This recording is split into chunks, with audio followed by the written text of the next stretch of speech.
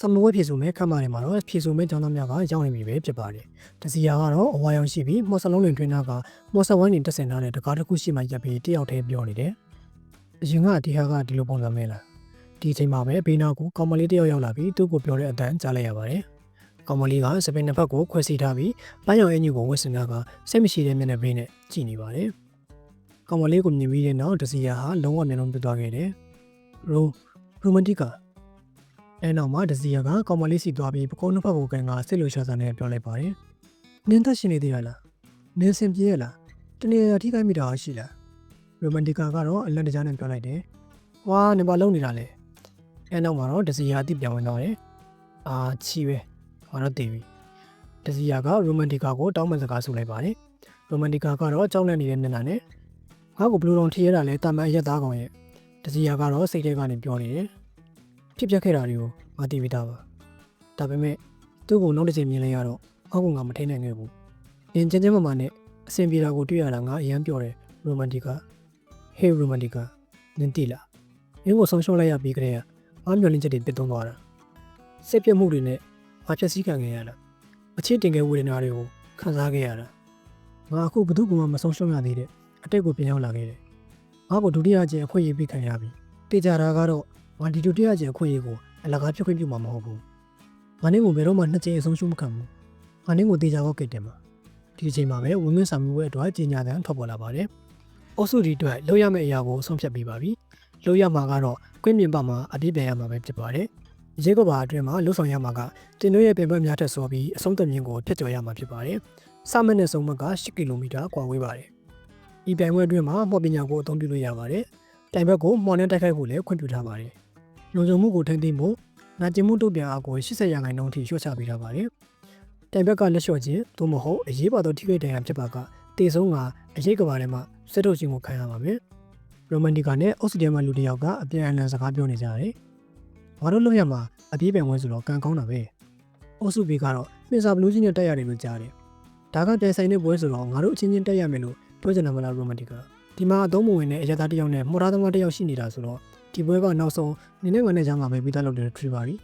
နင်ပြောတာမှတ်လို့တဲ့ရိုမန်တီကတန်ကောင်းပါစေအရှိတ်ကဘာလေးကိုဝင်ရင်ကေဒီကားပွင့်တော့မှမို့တက်စီပြီးရင်ကြီးညာချက်ကထွက်ပေါ်လာပါတယ်ဒီရောက်တာကေဒီကားရှိမှရက်လိုက်ကြတယ်အရှိတ်ကဘာထဲမှာတော့ဆယ်ရင်းဆိုပြတဲ့နှစ်ခင်ပြတစ်ပင်တောင်တန်းတွေနဲ့တာယာလှပ်ပနေပါတယ်ပြိုင်ပွဲက3မိနစ်နေလျင်စတော့မှမို့ပါဝင်သူတွေကိုတက်စီခိုင်းထားပါတယ်လေးရောက်တာစမမြင့်မှာရက်ဆောင်နေကြပြီးဒစီယာကတော့ဘေးနာကအဂျက်အကြောင်းကိုတွေးနေခဲ့တယ်အဂျက်ကငါလိုပဲအချိန်တော့ပြန်ရောက်နေတာဖြစ်တော့တယ်သူကအမြဲဒီလိုပုံစံမျိုးဆိုတော့ဘာတွေလဲဆိုတာကိုမပြောနိုင်ဘူးဒီအချိန်မှာပဲ adjust တွေကနေစကားတန်ထွက်ပေါ်လာလို့ဒစီယာတော့ကြောင်သွားပါတယ်နင်ကကြောက်လုံးနေဒစီယာကတော့တွေးလိုက်တယ်ဒီစမ်းငါ့ကိုပွတ်တင်နေရတာခံရရတယ်လို့ပဲသူကငါသိပါတယ်လို့ပြောတယ် adjust ကပြန်ပြောတယ်ဟဲ့နင်နားလဲပုံမပေါ်ဘူးနင်ကဟောဆင့်လဲနေလုံးတို့ကာယအင်အားကလည်းပြထက်တောင်နေနေတယ်နင်အများဆုံးရှင်းလင်းနိုင်လောက်မှအဆင့်6ဘက်လည်းရေးကွာတွေပဲရှိတယ်ဒစီယာက adjust တယောက်သူနဲ့တိုက်မလို့တွေးနေတယ်လို့ထင်နေချိန်မှာပဲ adjust ကနေစိတ်ပူမလို့ပါဘူးငါနဲ့ကိုတိုက်ဖို့စိတ်ဝင်စားဘူးဒစီယာကနားမနေလို့မေးချိန်မှာသူမကတစ်ချက်ကြည့်ပြီးပြန်လှည့်ကပြောလိုက်တယ်နင်လိုအားနေတဲ့သူနဲ့တိုက်ဖို့ငါမှဘာချက်မှရှိမနေဘူးဆက်စက္ကန့်အတွင်းပြန်ပွဲစားတော့မှာမို့အသင့်ပြင်ထားဖို့ကြီးညာနေပါတယ်အားလုံးကအသင့်အနေထားကိုပြင်ဆင်ထားကြပါတယ်စလို့ပြောလိုက်ချိန်မှာတော့အားလုံးကအချိန်နဲ့စတင်ပြေးလိုက်ကြပါတော့တယ်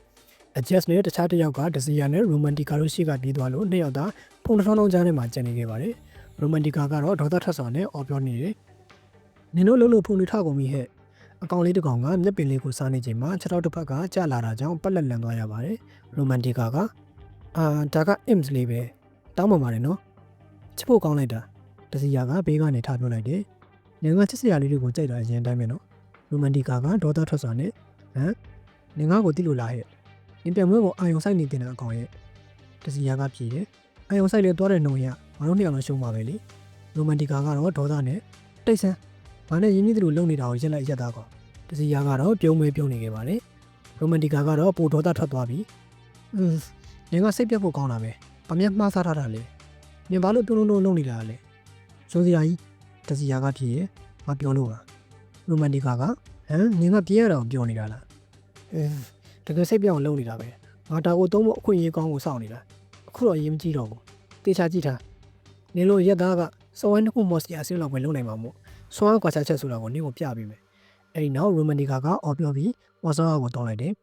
လေတိုင်းဖတ်တန်းချင်းဟီဘီယန်အကယ်ဒမီရဲ့အကြောင်းဆရာများစုဝေသောအခမ်းအနားတွေမှာဆရာတွေကဆွေးနွေးပြောဆိုနေကြတယ်အုပ်စု A နဲ့ C ကတော့ဆမ်မွေးပြလို့ပြီးသွားပြီအုပ်စု D နဲ့ F ရဲ့ကျန်တော့တယ်ကြက်မြဒါမှမဟုတ်ကြော့တော့မျောလင်းထထတက်ကိုဘာမှထုံးနေတာတော့မရှိဘူးအားလုံးကချောချောမှုတွေပဲသွားနေတယ်နောက်တစ်ချိန်ဒီနေ့ရဲ့အကြောင်းသားတွေကလည်းတော်တော်ထူးခြားကြတယ်လွန်ခဲ့တဲ့နေ့ကအကြောင်းသားတွေကလည်းထူးခြားကြတာပဲ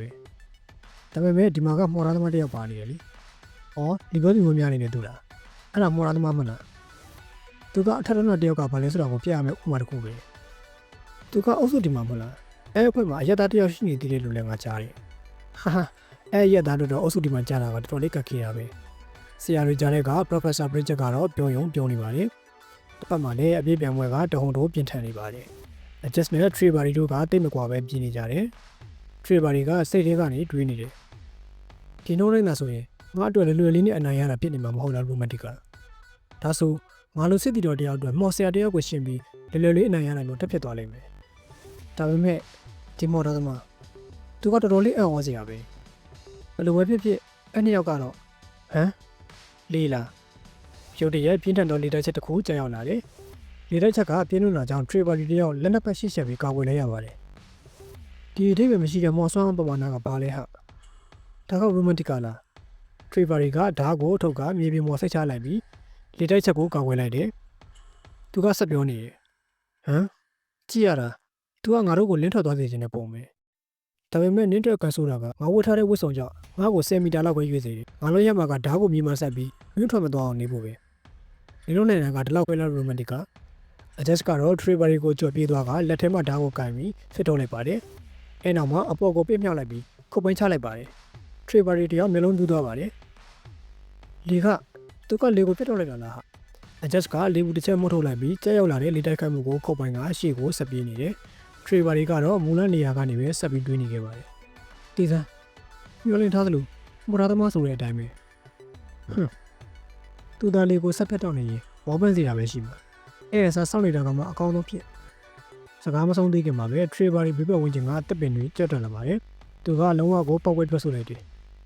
နေပါဦးအဲ့အပြင်ဘက်ကိုသူကအစတည်းကချိန်ရထားတာလားနေမကောင်းဆိုးဝခွေးမှချီးပဲ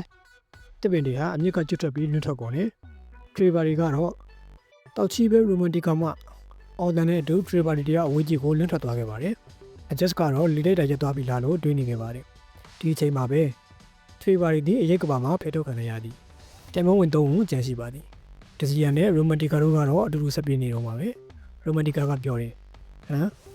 ်မော်ရာသမားကြံနေခဲ့တာကအရန်ဆိုးတာပဲအခုကတော့နင်းထွက်သွားရမယ့်လှည့်ပဲအဲ့ဒီနောက်ရိုမန်တီကာကဒစီယာရှိမှရက်လိုက်တယ်သူကပြောတယ်ငါလူအောင်ဆိုတော့လေနင်းကိုနှုတ်ထွက်ဖို့အခွင့်အရေးပေးပါမယ်နင်းအတွက်နာကျင်မှုမဖြစ်မနေမလိုအပ်ဘူးမလားဒစီယာကတော့နင်းရဲ့ကမ်းလှမ်းမှုကိုငါညင်းတယ်ရိုမန်တီကာကနင်းနှုတ်ထွက်တာကနင်းကိုတော်စီဟမ်နင်းယူနေတာငါသုံးပြခဲ့တဲ့မော်ဆွမ်းအားကိုနင်းမမြင်ဘူးလားဟဲ့အဲ့ဒါကနင်းတို့တာမန်ရက်သားတယောက်ရင်ဆိုင်နေတဲ့အရာမဟုတ်ဘူးပြောနေတာကိုရက်စံငါနင်းကိုတေချာပေါ်နှုတ်ထွက်ဖို့အခွင့်အရေးပေးခဲ့တယ်သူတို့ပြောခဲ့တာဒါကဖန်တီးကြတဲ့အရေးကဘာမို့လူကိုမသိစေနိုင်ဘူးတဲ့ဟုတ်တယ်မလား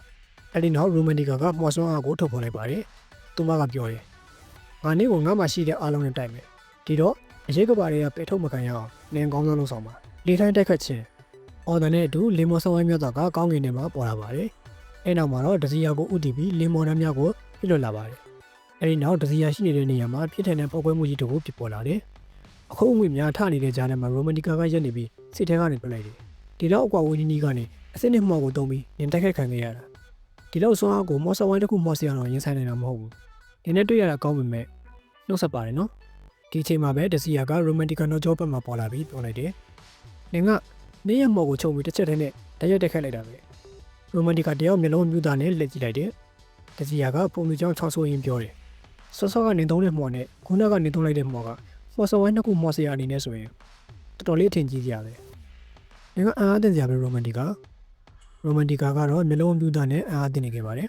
ဒစီယာကရိုမန်တီကာကိုဆက်ပြီးရှင်းပြနေခဲ့တယ်ဒါကအထင်ကြီးလောက်စရာဆိုပေမဲ့တိုက်ခိုက်မှုအမြန်နှုန်းကိုပဲနင်ကအယောင်ဆိုင်နေတော့လက်ရှိလီပေါ်မှာထိန်းချုပ်မှုလုပ်ဖို့နင်မေ့သွားတယ်ဒါကြောင့်မင်းရဲ့တိကျမှန်ကုန်မှုကမတည်ငြိမ်ပဲငါလမ်းကြောင်းနည်းနည်းလေးပြောင်းလိုက်တာနဲ့တိုက်ခိုက်မှုရဲ့ပြင်ပနဲ့ဝေးသွားရတာရိုမန်တီကာက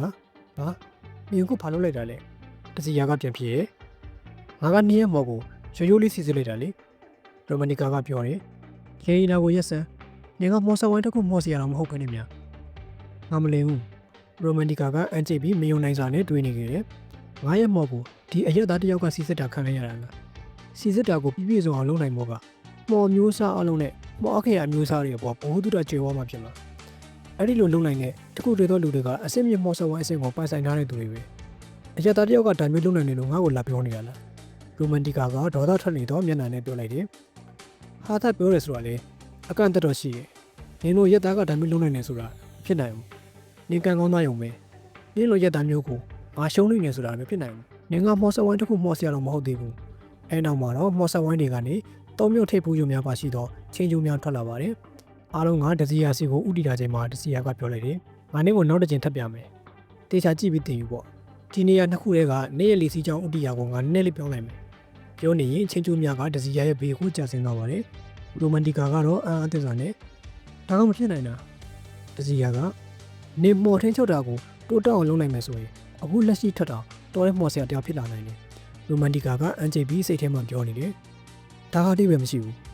သူတကယ်စီစစ်တာကိုသုံးနိုင်နေဆိုရင်ဒါက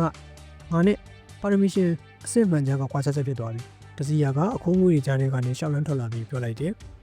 ငါတို့အဆုံးသက်ချိန်ရောက်ပြီလို့ထင်တယ်ငါတကယ်အနိုင်ယူဖို့လိုတဲ့သူတယောက်ရှိနေတယ်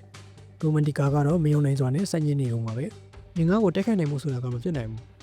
နင်ရဲ့မော်နင်ကမော်ကိုတော့မသုံးနိုင်တာငါနင်ကိုဆက်ပြီးတက်ခိုက်ရင်နောက်ဆုံးငါပဲအနိုင်ရမှာပဲဒစီယာကစိတ်ထဲကနေပြောလိုက်တယ်နင်ကတာမပြီးသားပါရိုမန်တီကာဝင်ငွေဆောင်ပွဲမှာနင့်ကိုအနိုင်ယူနိုင်တဲ့သူကတယောက်တည်းပဲဖြစ်နိုင်တော့တယ်ဒါပေမဲ့အဲ့လိုဆိုရင်တော့မလုံလောက်သေးဘူးအဲ့ဒါကအတိတ်ကနာကျင်မှုတွေကိုတစ်ချိန်ထပ်ပြီးဖြစ်စေလိမ့်မယ်နင်ပို့ပြီးတမ်းမလာနိုင်တာကိုငါသိတယ်ဒါကြောင့်ငါကနင့်ကိုအရင်ဆုံးဥဆောင်သွားဖို့လိုတယ်ဒစီယာကရိုမန်တီကာကိုပြောလိုက်တယ်ရိုမန်တီကာနင်အမှားသုံးခုလုပ်ခဲ့တယ်ပထမကငါမော်ကအားနေပြင်မဲ့ငါသုံးနိုင်တယ်ဒုတိယကတစ်ချိန်လုံးငါပြင်မဲ့ကနေမဟုတ်ဘူးပြီးတော့ရေကင်းလမ်းမှာရှော့ဆင်ခြင်းအနာမည်တမန်ချင်းအရာ Greece ရိုမန်တီကာကတော့အကြောင်းသားနဲ့စိတ်ထဲကနေပြောလိုက်တယ် Greece အဆင့်တက်မော်ပညာပုတ်တရားကိုပယ်ရှားတဲ့နေရာမှာထောက်ပံ့တဲ့အရန်ကိုအခြေခံကြတဲ့မော်ပညာတစ်ခုဒါကထိုးစစ်ဆင်တဲ့မော်မဟုတ်ဘူးသူဘာလို့အခုသုံးနေတာလဲထို့နောက်ရိုမန်တီကာမျိုးလုံးပြသွားပါတယ်သူငါ့ကိုချော်ပြီးလဲကြအောင်လုံးမလို့လားဒါမချော်သေးဘူးလားသူကလာပြီးပြုံးကြနေတာလားဒစီယာကဆက်ပြောတယ်နောက်ဆုံးနင်ဒီကဘာကြီးရွေချက်ကိုမေ့သွားပုံပဲဖရီထားတဲ့အရေးကဘာမှာဟော့ပြန်ပွဲမဟုတ်ဘူးအပြေးပြန်ပွဲပဲငါနင်းကိုမေးစရာရှိရရိုမန်တီကာငါ Greece မော်ကိုဘယ်မှာသုံးခဲ့တာလဲနင်မသုံးရဘူးလေနေတမင်ပြုံးကြတာအဲ့ဒါကအသက်တောင်ဝင်လို့လားမှားတယ်ငါ့ကိုအဲမှုရနဲ့လာမကြည့်နဲ့ဖြေကငါ့ကိုငါသုံးပြခဲ့တာရိုမန်တီကာနင်နယူတန်တတိယဥပဒေတာကိုသိလားဒါပေါ့သိတယ်ဟဲ့ဒါဆိုနောက်ကနေငါ့ကိုတခုခုကတွန်းထုတ်လိုက်ရင်ဗာတယ်မလဲနင်ရှစ်ကိုယူတော့မှသိတာလားလေဒါဆိုငါနောက်ကနေပြင်းထန်တဲ့အားနဲ့တွန်းလိုက်ရောဥပမာကြီးမားတဲ့ပောက်ကွဲမှုမျိုးနဲ့ညီမျှတဲ့ပြင်းထန်တဲ့အားမျိုးပေါ့နင်ဘာကိုမီလုံးဒီစီယာစပယ်ယူလိုက်ချိန်နောက်ကျောဘက်ကဒီမီလုံးတစ်ခုထုတ်ပေါ်လာတယ်ရိုမန်တီကာကနင်ယူနေပြီလားနင်အဲ့လိုလုပ်ရင်ထိခိုက်မှုအများကြီးခံစားရမှာတကယ်မဟုတ်သေးဘူးထူးခြားတဲ့အချိန်ပြင်သွားတော့တစ်ခုခုနဲ့တိုက်မိရင်နင်တည်သွားလိမ့်မယ်နင်တကယ်တည်သွားလိမ့်မယ်ဟဲ့ဒီစီယာကပြုံးပြီးရိုမန်တီကာနင်ကိုယ်တိုင်စောကပြောခဲ့တယ်လေတန်နီးထားတဲ့အရေးကပါမို့လူတွေမသိနိုင်ဘူးဒီအချိန်ဒီမှာလည်းတူညီတဲ့စီးမြင့်ကိုပဲလှုပ်ဆောင်တယ်ပြောနေရင်ဒစီယာကအရှိန်ယူလိုက်တယ်ပောက်ကွဲတဲ့တစ်ခုနဲ့အတူဒစီယာတယောက်အရှိန်ဟုန်နဲ့ရှေ့ကိုလွတ်ထွက်သွားပါတယ်ရိုမန်တီကာဟာလည်းပောက်ကွဲမှုအရှိန်ကြောင့်နောက်ပြန်နေကျသွားရပါတယ်သူမကပြောတယ်ဒီလိုယူနေတဲ့အကောင်ကဘယ်နေရာကနေပေါ်လာတာလဲအဂျက်တယောက်ကတော့ရှေ့ကိုဆက်ပြီးပြေးနေခဲ့တယ်တစုံတစ်ခုကိုအာရုံခံမိပြီးဒီတော့နင်ပေါ့လာခဲ့ငါစီအားနေဆုံးအကောင်အဂျက်ကခုန်လိုက်ပြီးနောက်ပြန်လှည့်လိုက်ပါတယ်ဒစီယာကလည်းအရှိန်ဟုန်နဲ့လာနေပါတယ်